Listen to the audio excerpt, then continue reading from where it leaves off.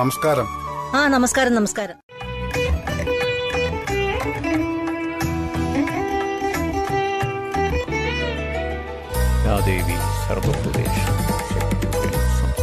തിരുമേനി, അവരൊക്കെ വന്നോ?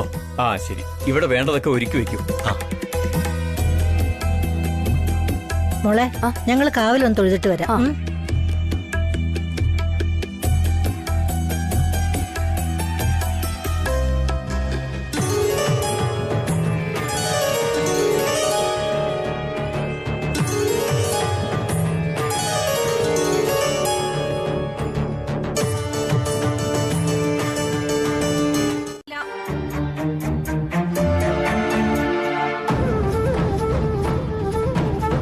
നമ്മുടെ പൂജ ഇപ്പൊ തന്നെ ചെയ്യണം, അത്രേ ഉള്ളൂ. കുഞ്ഞു നിക്ക്, ഞാൻ അവരോടൊന്ന് സംസാരിക്കട്ടെ. നിങ്ങളൊരു 10 മിനിറ്റ് പുറത്തേക്ക് പോയിരിക്കുമോ? ഇവരുടെ പൂജ കഴിഞ്ഞതിന് ശേഷം നിങ്ങളുടെ പൂജ തുടങ്ങാം. നിങ്ങളുടെ സാധനങ്ങളൊക്കെ എടുത്ത് അങ്ങോട്ട് മാറി നിക്ക. ഇപ്പൊ ഞങ്ങളുടെ പൂജയാ.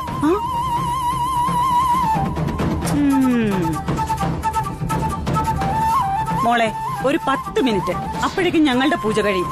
അപ്പൊ മാറിത്തരാം. എന്താ തിരുമേനി ഇത്? ഞങ്ങളുടെ പൂജ തുടങ്ങിയതല്ലേ, ഇടയ്ക്ക് മാറാൻ പറ്റും ബാക്കിയുള്ളവരുടെ പൂജ. അമ്മ വേണ്ടമ്മ, ഇത് അമ്പലാണ്. നമുക്ക് പുറത്തു പോയിരിക്കാം. പിന്നീട് തിരികെ വന്ന് സമാധാനമായിട്ട് പൂജ ചെയ്യാലോ. അതല്ല മോളെ, ഇവളുടെ അഹങ്കാരം. അമ്മ, നമുക്ക് കിട്ടേണ്ടത് നമ്മൾ എവിടെയായിരുന്നാലും നമുക്ക് കിട്ടിയിരിക്കും. ദൈവത്തിനറിയാലോ കാര്യങ്ങൾ. അമ്മ വാ, നമുക്ക് ഈ സാധനങ്ങളെല്ലാം എടുക്കാം. പ്ലീസ്, ഞാനല്ലേ പറയുന്നത്. ഒരു നിമിഷം.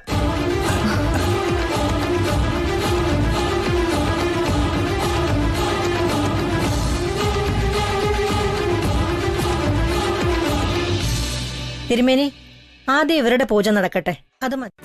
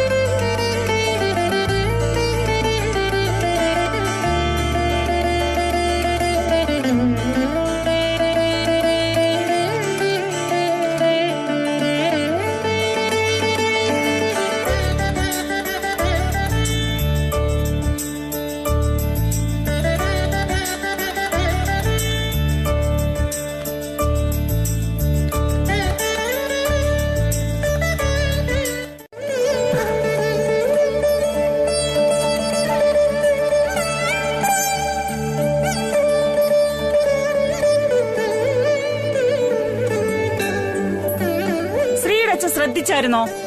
ശ്രദ്ധിച്ചു. കണ്ടിട്ടേതോ വലിയ വീട്ടിലെ സ്ത്രീയാണെന്ന് തോന്നുന്നു. അയ്യോ, അതല്ല ഞാൻ ചോദിച്ചത്. അമ്മയുടെ കൂടെ ഉണ്ടായിരുന്ന പെണ്ണിന്റെ കയ്യിലെ സാരി ശ്രദ്ധിച്ചോന്ന്. ഇല്ല. നമ്മള് രവിവർമ്മ സാറിന് ഒരു രാജനന്ദൻ സാരി ഗിഫ്റ്റ് കൊടുത്തില്ലേ, അതുപോലത്തെ സാരി അവരുടെ കയ്യിലിരുന്നത്. എടി മരവണ്ടി, അതുപോലത്തെ എത്ര സാരികളുണ്ട്. അവര് വലിയ പണക്കാരല്ലേ, അതുപോലത്തെ ഒരു സാരി വാങ്ങാനാണ് അവർക്ക് പ്രയാസം. വേഗം നടക്കും. തിരുമേനി, ഈ ചടങ്ങ് എല്ലാ ദിവസവും ഉണ്ടോ? ഇല്ലമ്മേ, ഈ ചടങ്ങ് വർഷത്തിൽ ഒരു ദിവസമേ നടക്കൂ.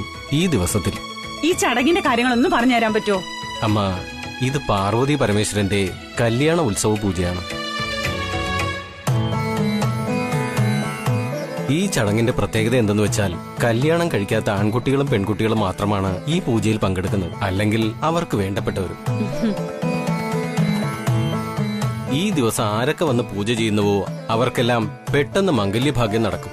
അതിനാണ് ഈ പൂജയും വഴിപാടും.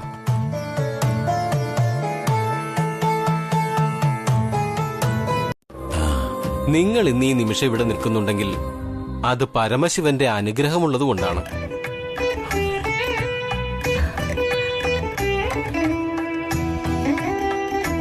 ഞങ്ങൾ വേറൊരു നാട്ടിൽ നിന്ന് വന്നാണ് ഈ പുണ്യക്ഷേത്രത്തിൽ കല്യാണോത്സവം നടത്തുന്നത്. ആ മഹാദേവന്റെയും ആ മഹാമായയുടെ ആശീർവാദം എന്നും ഉണ്ടാവും. നിങ്ങളുടെ മകൾക്ക് നല്ലൊരു വരനെ കിട്ടും. സർവമംഗളങ്ങളും ഭവിക്കട്ടെ.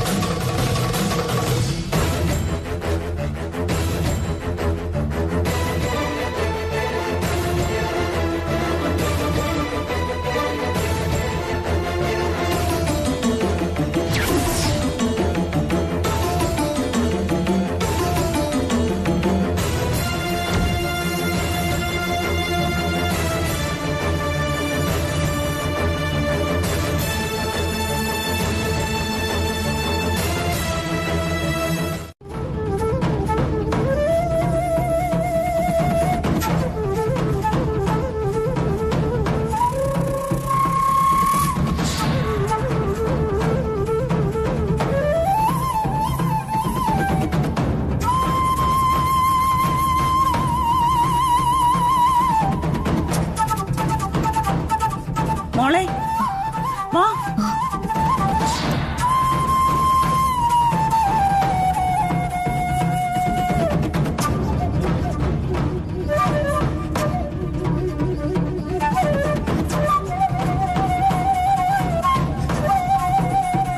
ഭദ്രേ നാരായണ.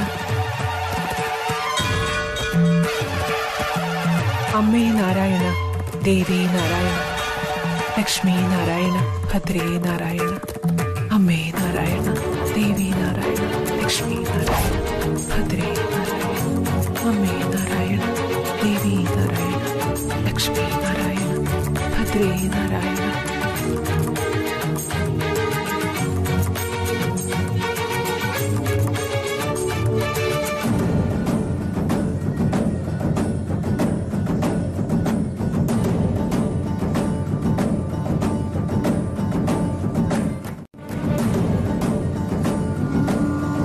അയ്യോ, നമ്മള് പ്രസാദം എടുക്കാൻ മറന്നുപോയി.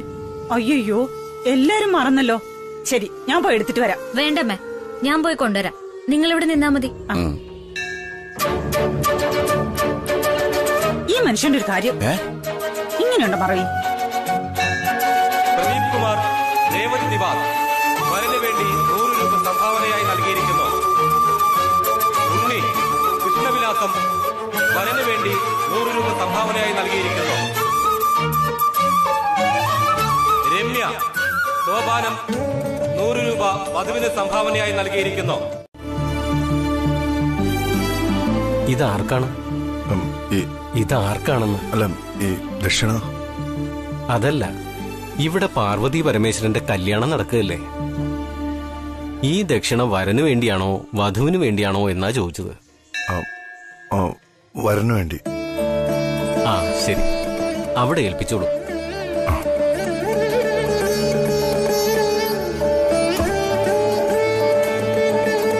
രാജേഷ് അശ്വിനി നിവാസ് 100 രൂപ വരന് സംഭാവനയായി നൽകിയിരിക്കുന്നു. സംഭാവന നൽകാൻ ആഗ്രഹിക്കുന്നവർ ഈ മൈക്ക് പോയിന്റിൽ പണമടച്ച് രസീത് വാങ്ങേണ്ടതാണ്. കല്യാണ ഉത്സവത്തിന് വേണ്ടി 500 രൂപ സംഭാവനയായി നൽകിയിരിക്കുന്നു. സംഭാവന നൽകാൻ ആഗ്രഹിക്കുന്നവർ ഈ മൈക്ക് പോയിന്റിൽ പണമടച്ച് രസീത് വാങ്ങിക്കാവുന്നതാണ്.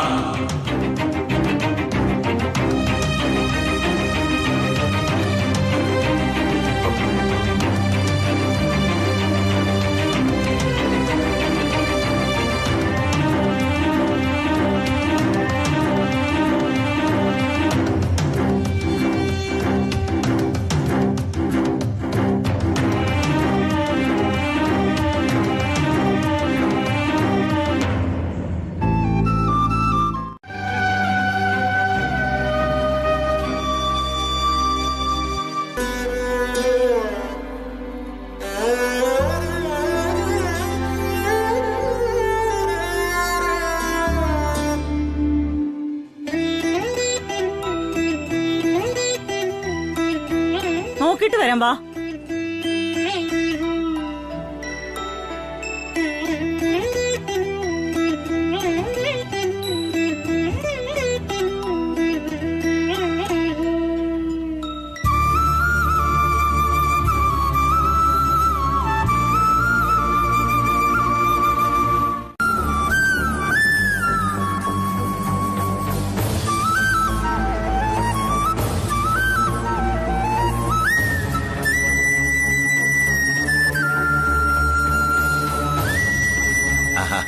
അതെ പോവാ.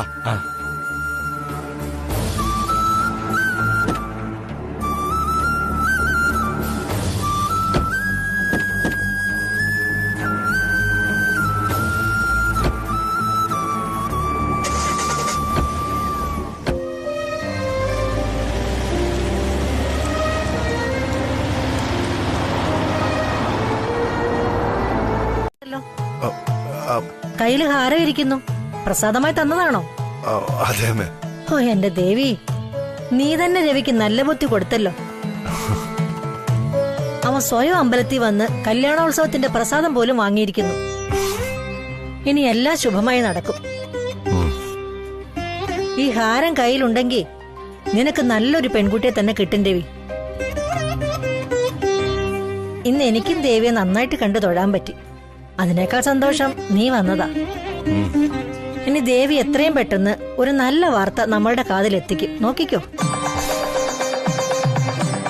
ദേവി മഹാമായെ രക്ഷിക്കണേ.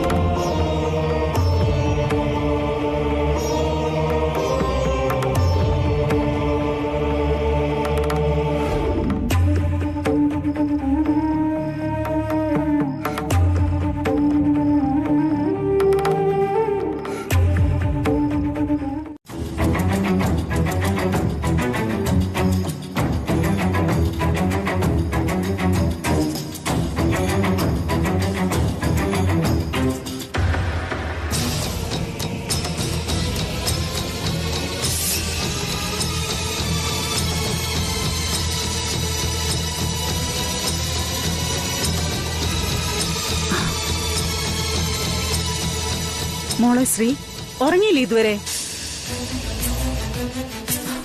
ഒരു മിനിറ്റ്.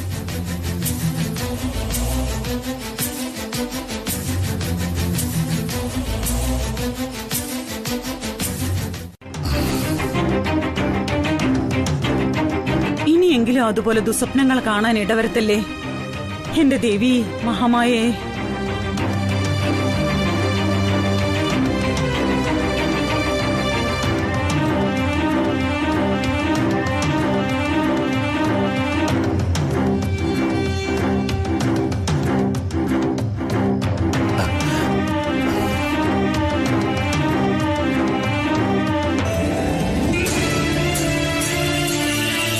മോളെ ശ്രീ, ഇങ്ങോട്ട് നോക്കു മോളെ.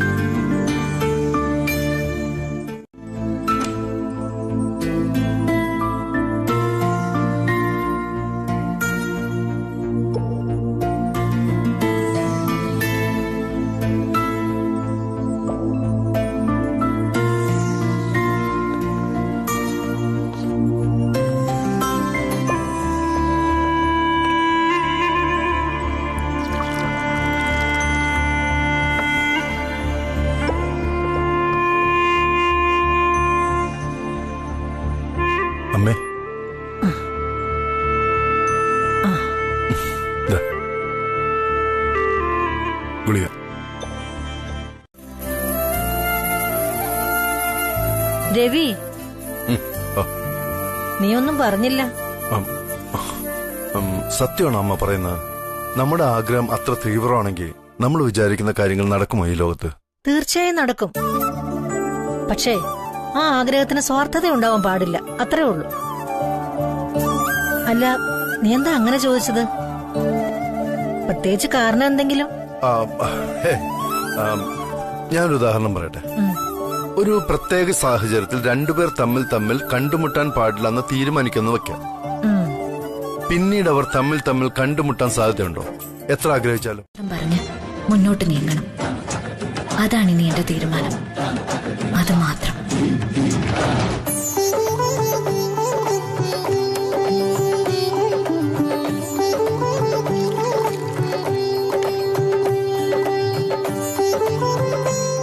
ശ്രീടച്ചാ, ദാ വരുന്നു.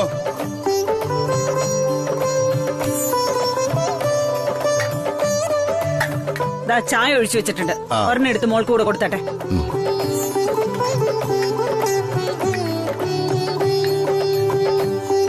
മോളെ, അതാ മോളെ ചായ.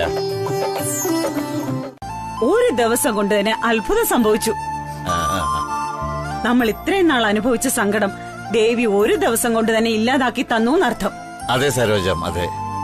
നമ്മുടെ മോൾക്ക് നല്ല കാലം വന്നു തുടങ്ങിയെന്നാ എനിക്ക് തോന്നണത്. അച്ഛന് സന്തോഷമായി മോളെ, വലിയ സന്തോഷം. എന്നാൽ ഈ സന്തോഷത്തിനിടയിൽ അച്ഛനോടും അമ്മയോടും എനിക്കൊരു കാര്യം പറയാനുണ്ട്. അത് കുറച്ച് ടെൻഷൻ ഉണ്ടാക്കുന്നതാ. എന്താ മോളെ, എന്തു പറ്റി? നീ കാര്യം പറയ്. അത്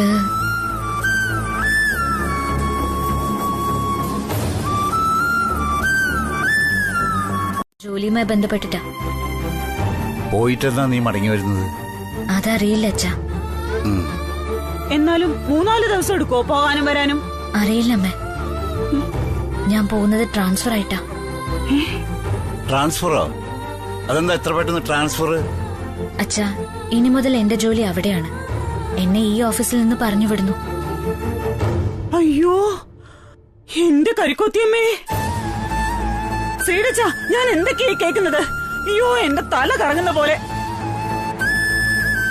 ഈശ്വര, എന്റെ ദേവി, ഇനിയിപ്പോ എന്ത് ചെയ്യും? സരോജ, നീയൊന്നും മിണ്ടാതിരിക്കേ. ചായ പോലും കുടിക്കാതാണല്ലോ പോയത്.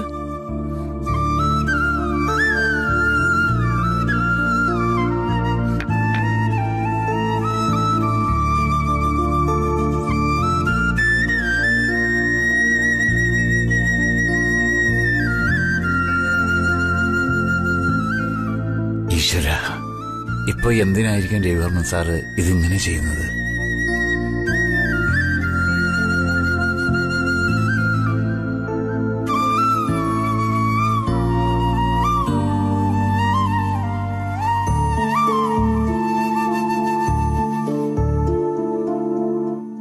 ഞാനൊരു ഗിഫ്റ്റ് വാങ്ങി തരുന്നുണ്ട്.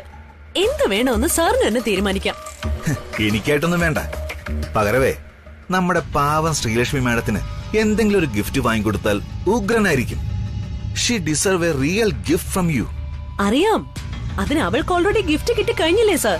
Transfer with promotion. അതൊക്കെ മേലെ ഇനി എന്ത് gift? Thank God, I am happy, happy like anything.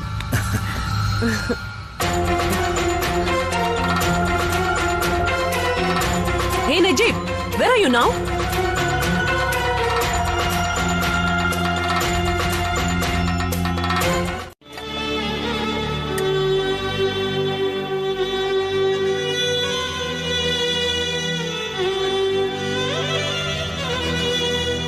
ദേ ശ്രീടച്ച, എന്തിരിപ്പാ നിങ്ങള്? മോള് കോയമ്പത്തൂര് പോകുന്ന കാര്യം പറഞ്ഞതുകൊണ്ടാണോ നിങ്ങൾ ഇങ്ങനെ വിഷമിച്ചിരിക്കുന്നത്? എനിക്കും ടെൻഷനുണ്ട്. പക്ഷെ നിങ്ങളും ഞാനും ഇങ്ങനെ പ്രതിമ പോലെ ഇരുന്ന കാര്യങ്ങൾ നടക്കുമോ? അവൾ ഒറ്റയ്ക്കല്ലേടി കോയമ്പത്തൂരിൽ പോകുന്നത്. അവൾ അവിടെ പോയാൽ എവിടെ താമസിക്കും? എങ്ങനെയാ പോവുകയും വരികയും ചെയ്യുന്നത്? ഭക്ഷണത്തിന്റെ കാര്യമൊക്കെ എങ്ങനെ നടക്കും? എനിക്കൊന്നും അങ്ങോട്ട് മനസ്സിലാകുന്നില്ല സരോജം. എടി, ആ കാര്യം വേറെ, ഈ കാര്യം വേറെ. നീ രവിവർമ്മൻ സാറിനെ വിളിച്ച് ശല്യം ചെയ്യണ്ട. നമുക്ക് വേറെ വല്ല വഴി ആലോചിക്കാം. അതൊന്നുമില്ല. ശ്രീയുടെ അച്ഛൻ അവിടെ ഒന്ന് വെറുതെ ഇരുന്നേ. ഞാൻ വിളിക്കാം രവി സാറിനെ. അവളെ ഒറ്റയ്ക്ക് കോയമ്പത്തൂർ അയക്കുന്നത് ശരിയല്ലെന്ന് ഞാൻ പറയും. അല്ലേ സാറിന്റെ വീട്ടിലൊരു പെങ്കൊച്ചാണെങ്കിൽ സാർ ഇങ്ങനെ ഒറ്റയ്ക്ക് അയക്കുവോ? ഇല്ലല്ലോ. ഇത് ചോദിച്ചിട്ടേ കാര്യമുള്ളൂ.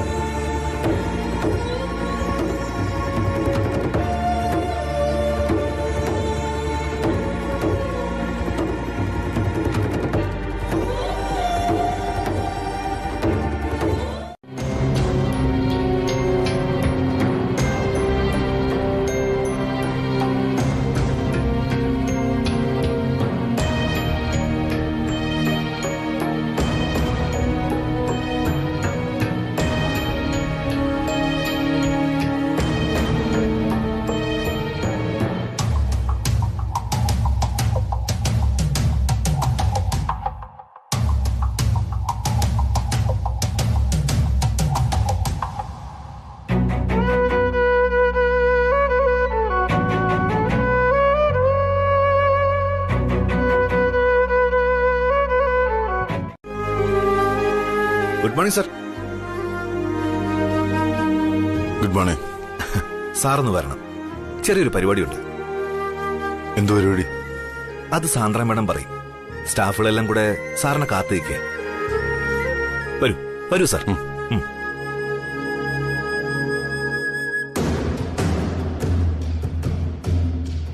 മാഡം,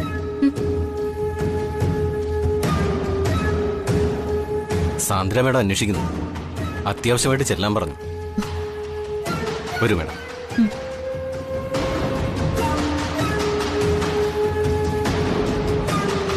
ഒക്കെ കഫറ്റീരിയയിൽ അറേഞ്ച് ചെയ്തിട്ടുണ്ട്.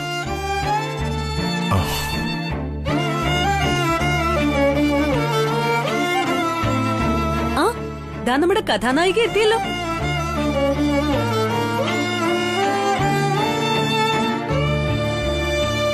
Hello Sreelakshmi, come come come. Actually ഞങ്ങളെല്ലാവരും തനിക്ക് വേണ്ടി വെയിറ്റ് ചെയ്യായിരുന്നു, ഇൻക്ലൂഡിംഗ് രവിവർമ്മൻ സർ. ആദ്യം തന്നെ നമുക്കിടയിൽ നിന്നും പ്രമോഷനോടുകൂടി ഉയർച്ചയിലേക്ക് പടികയറുന്ന നമ്മുടെ ശ്രീലക്ഷ്മിക്ക് എല്ലാവരും ഒരു കയ്യടി കൊടുത്തേ. കാണട്ടെ കാണട്ടെ. ആഹാ, ആളുകളെ ആയിട്ടുള്ളൂ.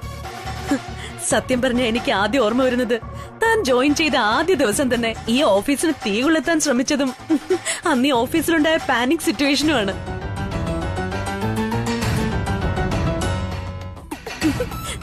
സാരമില്ല, I was just joking. Okay, തനിക്ക് ഇത്രയും പെട്ടെന്ന് ഇവിടുന്ന് പ്രൊമോഷൻ കിട്ടണമെങ്കിൽ of course you are an extraordinary girl എന്ന് ഞാൻ പറയും. Yeah, good, keep it up. Please give her a big hand.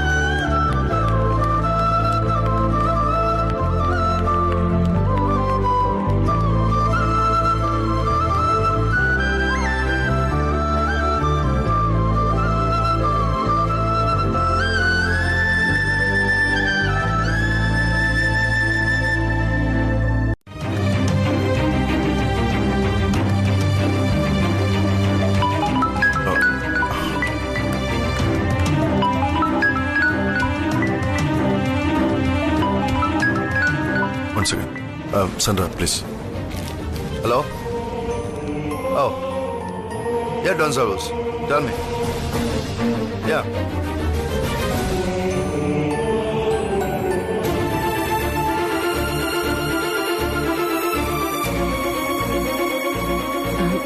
Sorry, എന്തോ എമർജൻസി കോളാണെന്ന് തോന്നുന്നു. സാറിന് പകരം ഞാൻ ബൊക്കെ തന്നാ ഓക്കെ ആണോ ശ്രീലക്ഷ്മിക്ക്? യെസ് മാം, എനിക്ക് സന്തോഷമുള്ളൂ. ആ, ഓൾറൈറ്റ്. ഗിഫ്റ്റ് എന്താണെന്ന് ഒന്ന് നോക്കിയാലോ? I show it for U.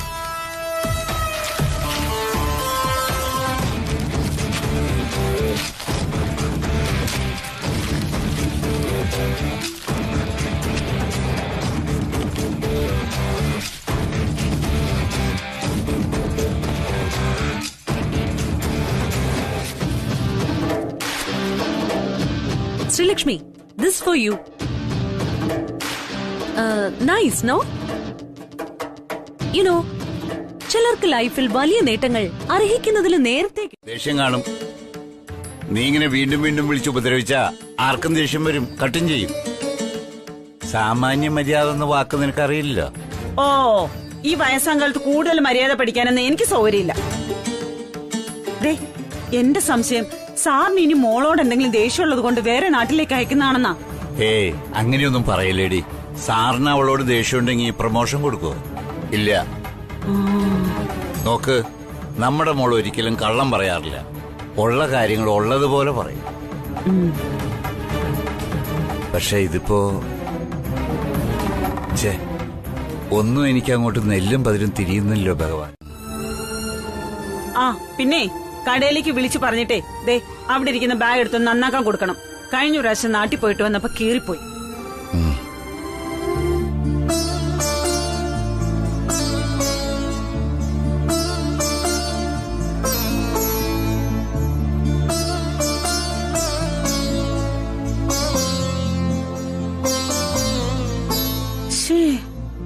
ഈ മനുഷ്യൻ ഇതാരോ ചത്തുപോയ പോലെയാണല്ലോ.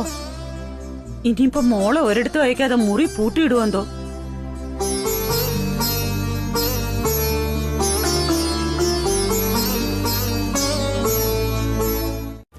നോക്ക് രവി, അവൾ ഈ സിറ്റി വിടുകയാ. ശ്രീലക്ഷ്മി മാഡം, അവൾക്കൊരു വിഷു പോലും പറയാതെ നീ എന്തിനാ ഇവിടെ വന്ന് നിൽക്കുന്നേ? വിഷു ചെയ്തു കഴിഞ്ഞാലേ ഇനി എന്ത് പുതിയ വിഷു? പക്ഷേ നിനക്ക് നൽകിയ ബൊക്കെ നീ തിരികെ സാന്ദ്രയല്ലേ ഏൽപ്പിച്ചത്? അതാണോ നീ ചെയ്ത വിഷ്?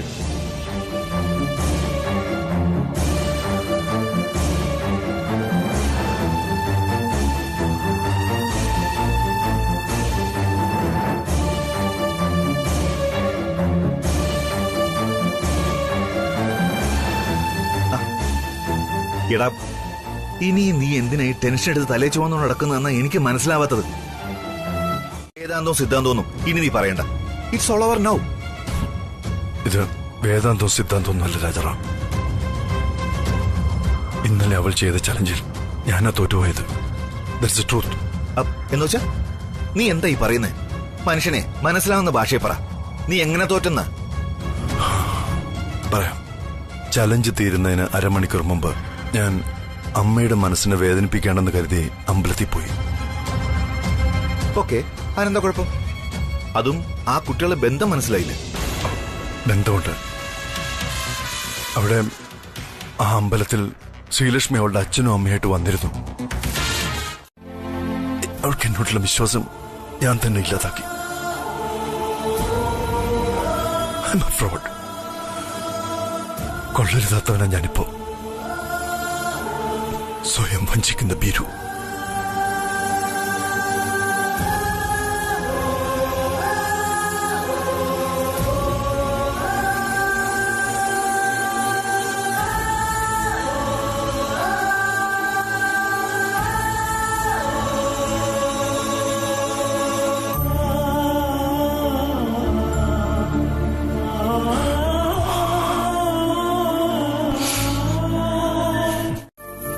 ദിവസവും നിന്റെ അമ്മയുടെ അച്ഛന്റെ വഴക്കും ബഹളവും അത് കഴിഞ്ഞുള്ള അടുപ്പവും ഒന്നും കാണാൻ പറ്റില്ല.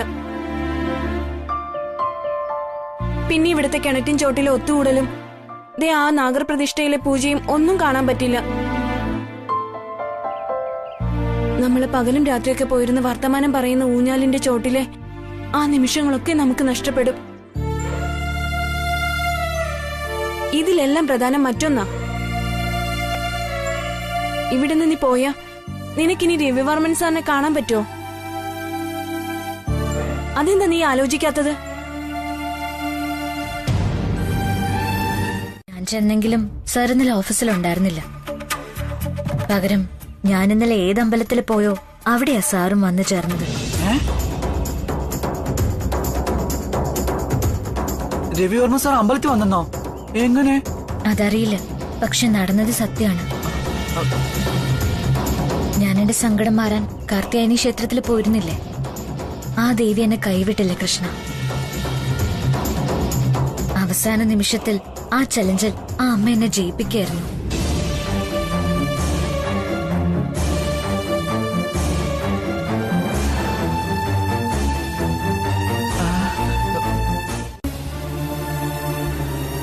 ആ ഒന്നാലോചിച്ച നീ ഇന്നലെ ചെയ്തതായിരുന്നു ശരി.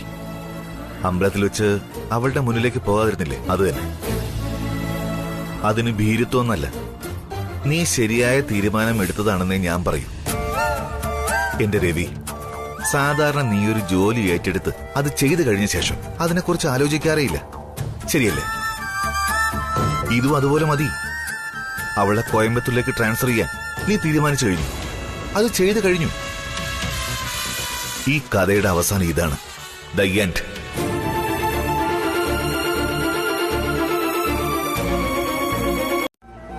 ഒരിക്കലും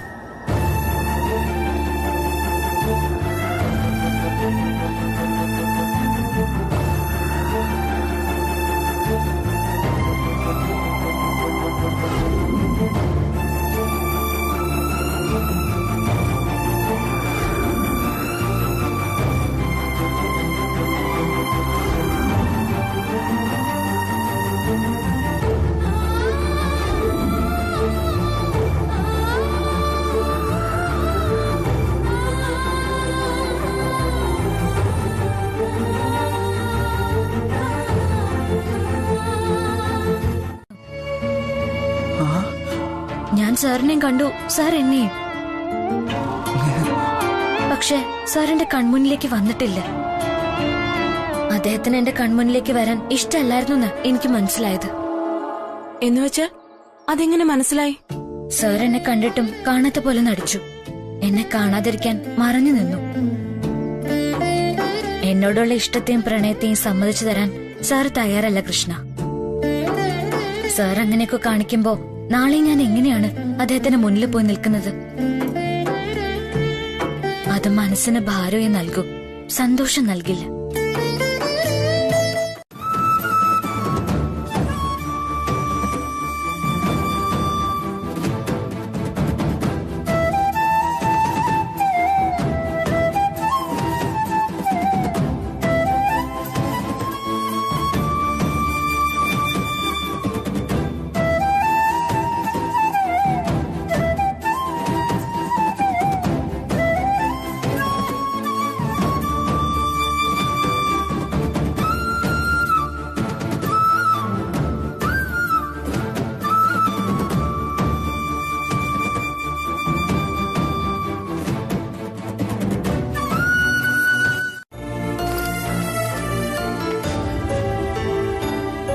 മോളെ, ആവശ്യമുള്ള സാധനങ്ങളൊക്കെ എടുത്തു വെച്ചല്ലോ, ഒന്നും മറക്കണ്ട.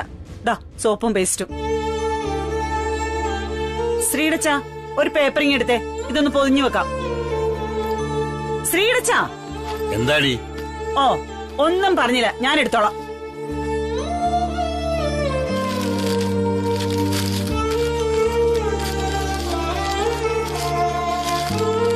ദാ മോളെ, ഇത് നീ ബാഗിന്റെ സൈഡിൽ തറയിൽ വെച്ചേക്ക്.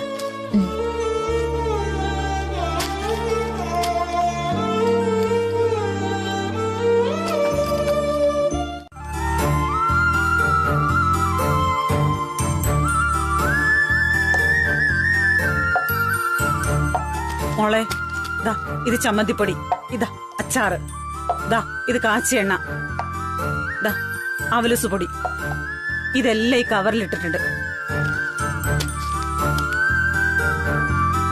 പിന്നെ നീ പുറത്തുനിന്ന് അധികമൊന്നും കഴിക്കാനൊന്നും പോകണ്ട. മുഴുവൻ വൃത്തിയില്ലാത്ത സാധനങ്ങളായിരിക്കും.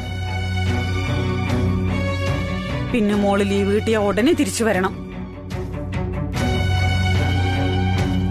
ഞങ്ങൾക്ക് അങ്ങോട്ട് വരാനുള്ള പാങ്ങില്ലാത്തോണ്ടാ.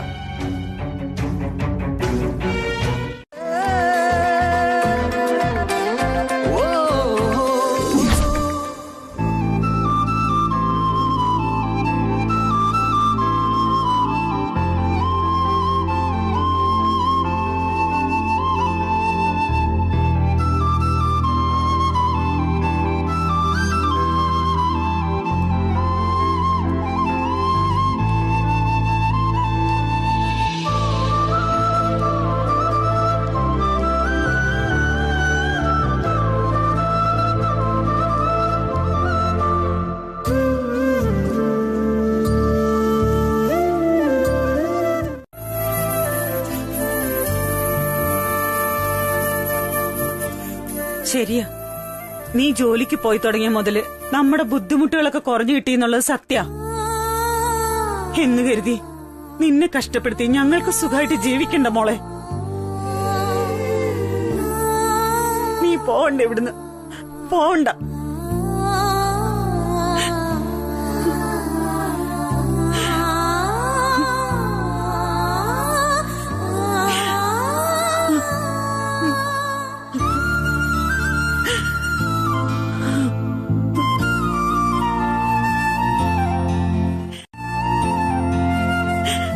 അമ്മ, അച്ഛ, എനിക്കറിയാം നിങ്ങൾ രണ്ടുപേരും എന്തിനാ ഇങ്ങനെ പറയുന്നെന്ന്.